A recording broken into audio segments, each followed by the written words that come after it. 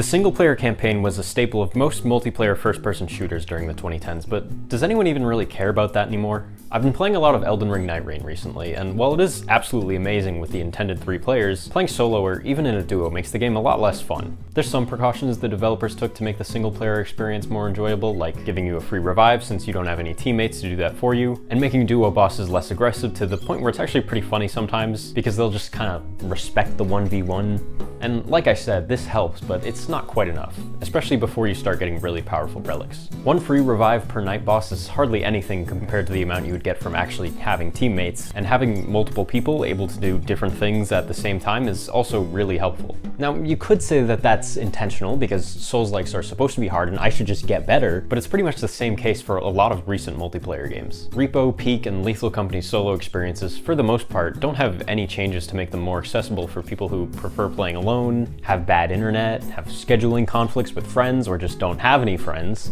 And this kind of sucks because nothing's really preventing these gameplay loops from working in single player, other than the fact that pretty much the whole game is balanced with multiple players in mind. Let's look at Lethal Company as an example, because I played that with friends recently. As far as I'm aware, the only changes that the game makes to give solo players an easier time are 1 monster doesn't one-shot you, and 1 monster is maybe less aggressive. People on the internet cannot seem to figure it out. Anyways, the biggest problem here is that when you're playing in multiplayer, if everyone dies, your spaceship leaves and all your loot gets deleted. And that's pretty bad if that happens in multiplayer, but not completely unrecoverable. The problem with this is that in single player, you are your entire team. So if you die, you lose all your progress and are basically guaranteed to lose.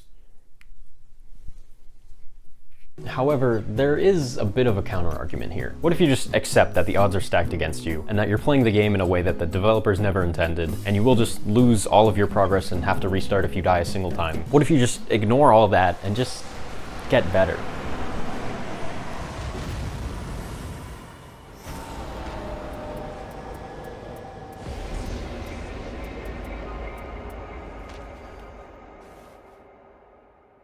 What this boils down to is, does the funness of a game rely on your ability to win, or does it also have to actually be dynamically engaging in some way? I can speak on this firsthand to an extent with R.E.P.O and Nightrein. Both of those games I've played a pretty substantial amount of time solo. When you play a game and accept that it's just extremely difficult and unfair and that you're probably just going to lose in the end, it becomes an entirely different experience. If the game isn't going to be fair, then neither are you. You'll look up guides, learn enemy behavior, find exploits, and just edge out every possible advantage you can just to maybe make more progress. And that intense challenge can be dynamically engaging for me and like some other people, but for most that probably sounds like way more effort than it's worth, and also defeats the purpose of playing a game. Casual players can't be expected to enjoy that kind of experience. And this isn't to say that I'm somehow a better gamer than most people. No, it's okay to play games casually. That's normal. That's what you're supposed to do.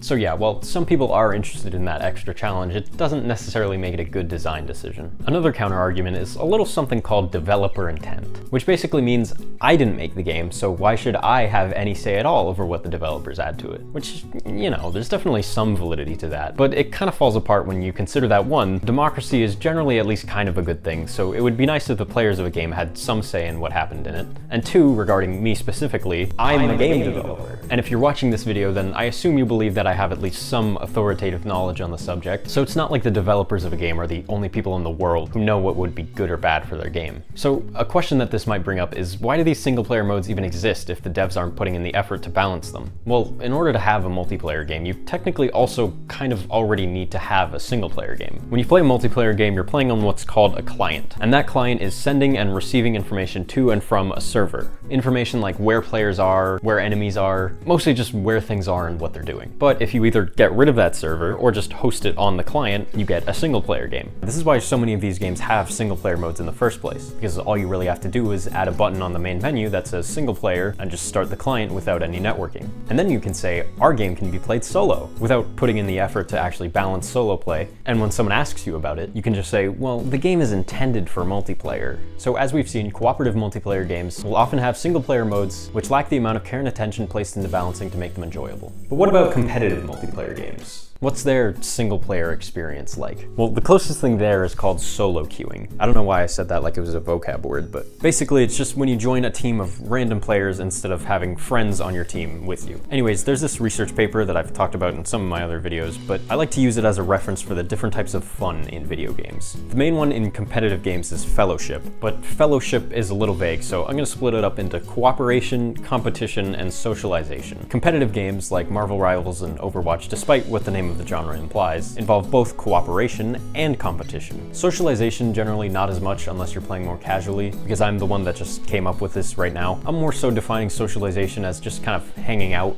not necessarily competing or cooperating for anything. So what's interesting about competitive games is that when you solo queue, unless you're playing ranked at a pretty high level, it doesn't change the game that much. It's the same amount of players versus the same amount of players, and how good you do is still pretty much entirely tied to your own skill and the skill of your teammates. Extremely irrelevant side note, but this is why I don't really like or play competitive games very much, because there's no actual progression aside from your own skill, and I just don't find that to be very engaging. Anyways, if you are playing at a high rank, solo queuing can actually change the game a lot. At higher levels, these games really rely a lot on team coordination and cooperation, so if you don't have that, you're obviously a lot more likely to lose. Even if you use the in-game voice chat, you're still playing with strangers, and you're not going to play as well with them as you would with somebody you play with all the time. The problem with this is, of course, that it doesn't really count as a single-player experience. The core of these games rely on interaction between multiple players, so if you wanted to make an actual single-player experience, you would have to put in the work to make it fun, which Marvel Rivals did do, or so I've been told. I don't play that game.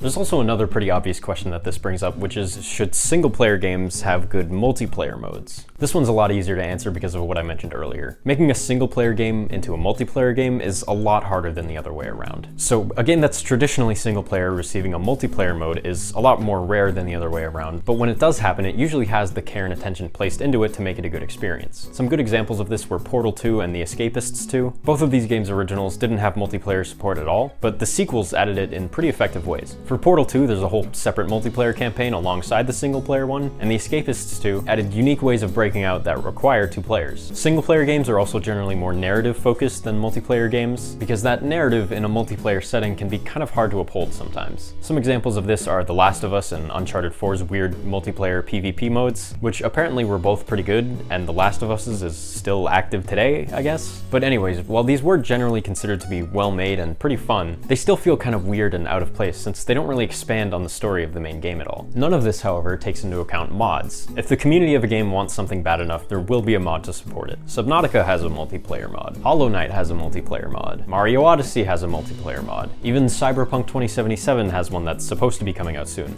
And this even circles back to games that are already multiplayer, because there are mods for all of those games that I mentioned which make the solo experience more balanced. And there's even mods that just improve the multiplayer experience. Elden Ring is a game that I wouldn't normally consider to be a multiplayer game, even though it has multiplayer support, because the default options for it really aren't that great. But the seamless co-op mod makes it a really fun experience. There's a mod for Lethal Company that lets you have more than 4 players in your lobby. Mods are just more proof that the developers aren't the only ones that know what's right for their game. So the answer to the question in the title is, yeah, it would be nice, but it's not that big of a deal. Sorry if that's a little unsatisfying, but it's really more of a topic for discussion than something that actually needs to be answered. But if you know of any games that are traditionally multiplayer but have good single-player modes or vice versa, let me know about it in the comments. Thank you for watching, like and subscribe, and I'll see you in the next one.